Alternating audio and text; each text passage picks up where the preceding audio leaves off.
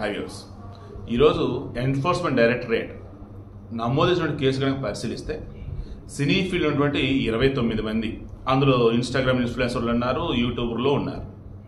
Cross check చేస్తుంటే నాకు అనిపించింది, మొన్న నాకు కేటీఎస్ఎస్పీ ఛానల్కి సంబంధించి ఒక యాడ్ అన్నట్టుగా వచ్చింది. యాక్చువల్ నాకు 1 lakh సబ్స్క్రైబర్స్ అని కానించి యాడ్స్ అంటూ మెయిల్స్ వస్తూనే ఉంటాయి. ఇక మనకు కొంచెం ఫైనాన్షియల్ ఇబ్బంది ఉంది కదని చెప్పేసి ఓకే చేద్దాము, మీ ప్రోడక్ట్లు ఏంటని చెప్తే వాళ్ళ ప్రోడక్ట్లు చాలా బాగున్నాయి. ఇన్సూరెన్స్ ఉన్నాయి, బ్యాంకింగ్ ఉన్నాయి, ఫైనాన్స్ ఉన్నాయి, అన్నీ ఉన్నాయి. దెన్ ఇన్సూరెన్స్ ఓకే అని చెప్పేసి అన్నా. దెన్ నాకు ప్రపోజల్ పెట్టారు. అది క్రాస్ చెక్ చేసినప్పుడు మొత్తం ఇంగ్లీషు హిందీలో ఉంటే నాకు తెలుగులో ఉన్న వాళ్ళని నాకు లింక్ చేస్తే నేను వాళ్ళతో మాట్లాడతానని చెప్పేసి అన్నప్పుడు ఒక తెలుగు వాళ్ళని ఇచ్చున్నారు. దెన్ అక్కడ అవతల అమ్మాయి అనమాట మాట్లాడినప్పుడు నాకు ఎక్స్ప్లెయిన్ చేస్తున్నప్పుడు వాట్సాప్ కాలే. దెన్ క్లారిటీ ఇచ్చింది, సార్ మీకున్న సబ్స్క్రైబర్స్కి ఇంటిగ్రేటెడ్ అంటే ఒక వీడియోలో ఆ ప్రోడక్ట్ గురించి ఒక 2 నిమిషాలు చెప్పడం, 1 lakh మినిమం అడగండి, ఫైనల్లీ 80,000 క్లోజ్ చేయండి ఒక వీడియోలో అని చెప్పింది. అప్పుడు నాకు అర్థమైంది ఏంటి అంటే, బయట యాడ్స్ ఇస్తూ బయట అఫీషియల్గా అంటే insurance regulatory development authority IRDA authorised permission ఉండి రిజర్వ్ బ్యాంక్ ఆఫ్ ఇండియా గుర్తింపు పొందినటువంటి బ్యాంకింగ్లో అయ్యండి వాళ్ళ త్రూ ఉన్నటువంటి ఇన్సూరెన్స్ ప్రోడక్ట్ నేను నా వీడియోలో మళ్ళీ ఇంటిగ్రేట్ వీడియోగా పెడితేనే ₹1,00,000 అంటే బెట్టింగ్ యాప్లు పర్మిషన్లో ఏమిలో ఆ బెట్టింగ్ యాప్లు ఇంటిగ్రేట్ యాడ్గా ప్రమోట్ చేసిన వాళ్ళని ఏం చేయాలి అంటే వాళ్ళు ఎన్ని కోట్లు సంపాదించారు. ఒక్కసారి ఆలోచిస్తే ఫ్యూజులు ఎగిరిపోయినాయి నాకైతే. అరే వీళ్ళు ఎలా తప్పించుకున్నారా, ఈజీగా వెళ్ళిపోయారు కదా అనుకున్నా. ఎన్ఫోర్స్మెంట్ డైరెక్టరేట్ ఎంటర్ అయింది. Prevention of money laundering act PMLA దాని కింద 29 మీద కేసులు నమోదయ్యాయి. రానా అతనికి డబ్బులు లోటాయండి, మంచులక్ష్మి ఆమెకి డబ్బుకు లోటాయండి, విజయ్ దేవరకొండ అతనికి డబ్బుకు లోటాయండి, ప్రకాష్ రాజ్ జస్ట్ ఆస్కింగ్ అంటే హడావుడి చేస్తాడు ఆయనకి లోటాయండి. ఇలా చెప్పుకుంటూ పోతే నిధి అగర్వాల్, అనన్య నాగల్ల, ప్రణీత మంచి మంచి పోస్టులు పెట్టే బ్యాచ్ అండ్ బయట వచ్చేసిన హడావుడి చేసే బ్యాచ్ ఇందులో ఉన్నారు. ఇక రీతు చౌదరి, విష్ణుప్రియ, బయ్య, సన్నీ యాదవ్, హర్ష సాయి, టేస్టీ తేజ ఎవరో బ్యాచ్ ఉన్నారు. వెనకాల అటాక్ చేసిన బ్యాచ్ వాళ్ళే. వీళ్ళ మీద కూడా మొత్తం నమోదైంది. పంజగుట్ట పోలీస్ స్టేషన్ కేసు నమోదైంది. ఓకే, సైబరాబాద్ క్రైమ్ ఆ పోలీస్ స్టేషన్ కేసులు నమోదైంది. ఈ డేటా అంతా ఒక చోట తీసుకొచ్చినప్పుడు prevention of money laundering act కింద వీళ్ళ మీద కేసులు ఎందుకు నమోదు చేయాలని చెప్పేసి ఎన్ఫోర్స్మెంట్ డైరెక్టరేట్ ఆలోచించి కేసు నమోదు చేసింది. కారణం వీరికి విదేశం నుంచి డబ్బులు వచ్చాయి అండ్ వీరికి సంబంధించినటువంటి ఆ డబ్బులు ఎక్కడి నుంచి వచ్చాయి, వీళ్ళు దాన్ని ఎలా ఖర్చు పెట్టారు, ఇన్కమ్ ట్యాక్స్ లెక్కల్లో చూపారా లేదా.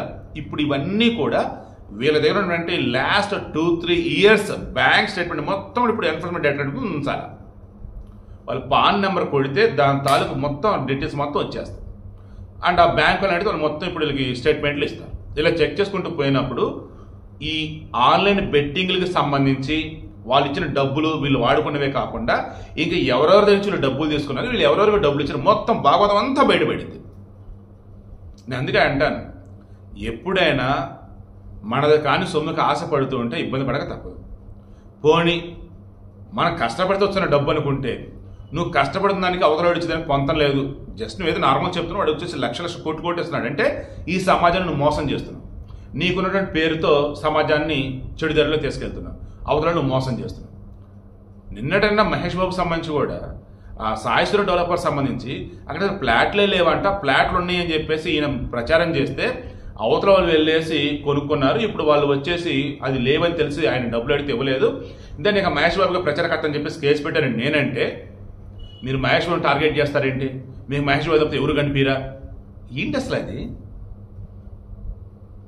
గతంలో మీకు మెగా ఫ్యామిలీ కనపడదు. మెగా ఫ్యామిలీ సంబంధించి సువర్ణ భూమి అప్పుడు రామ్ చరణ్ అండ్ మన మెగాస్టార్ చిరంజీవి వచ్చేసి ఏదో ఒక రియల్ ఎస్టేట్ దానికి యాడ్ ఇచ్చినప్పుడు యాడ్ ఇస్తున్నప్పుడు నేనే చెప్పాను తప్పు చేస్తున్నాడు చిరంజీవి అని చెప్పేసి. నేను ఎవరిని వదిలిపెట్టలేదు నథింగ్ బట్ వాళ్ళు ఏంటో కోట్లు ఉన్నారండి. నేను ఒక సామాన్య జర్నలిస్ట్ అండి. కాకపోతే నేను ఏంటంటే అవేర్నెస్ ఇస్తూ ఉంటాను. క్యాటలిస్ట్ SP ఆ పేరు కూడా అందుకే పెట్టుకున్నాను. నేను చర్యలో పాల్గొనను, చర్య వేగాన్ని ప్రభావితం చేస్తా. దట్ మీన్స్ జనాన్ని బాగు చేయాలి, అవేర్నెస్ కల్పించాలి. ఎక్కడ అసభ్యాలు నా దగ్గర ఉండదు అండ్ దాని దగ్గర పనికిమాలిన టైటిల్ తమిళ కూడా నేను పెట్టను. ఓకేనా, ఎవరైనా యాడ్లు ఇస్తానో సరే ఎంతవరకు ఉంటే అంతవరకే ఉంటాను. యాడ్లు నాకు కావాలి కానీ నాకు అది ఏమంటారు దానివల్ల ఏ చిన్న ఇబ్బంది కూడా లేదు, అంత కరెక్ట్గా ఉందనుకుంటే అప్పుడు కావాలి. అలాంటప్పుడు వాడి అసలు యాడ్ ఎందుకు ఇస్తాడు? వాడికి దగ్గర జనాలే వస్తారు కదా చెప్పేసి మీరు అంటారా? నిజమే. కాబట్టి కొన్నిసార్లు అవసరం ఉండేది పబ్లిసిటీ. సో విషయం ఇప్పుడు నేను చెప్పేది మరలా చెప్తాను, గుర్తుంచుకోండి. అవతలవాడు తప్పు చేశాడు అన్నప్పుడు మనోడైనా పగోడైనా ఎవడైనా సెలబ్రిటీ అయినా నాన్ పర్సన్ అయినా వాడికి మీరు బానిసలాగా ఆలోచించకండి, ఓకేనా? మనం డబ్బులు ఇచ్చి టికెట్ కొన్ని సినిమా చూస్తేనే వాళ్ళు బతుకులు. కోర్స్ మనం పిచ్చెక్కుతూ ఉన్నప్పుడు వాళ్ళు ఎంటర్టైన్మెంట్ ఇస్తారు, వాళ్ళు గొప్పతనం, నో డౌట్. యాక్టింగ్ చాలా కష్టం, బట్ వాళ్ళు చేస్తున్నారు. జస్ట్ నేను తక్కువ చేయను.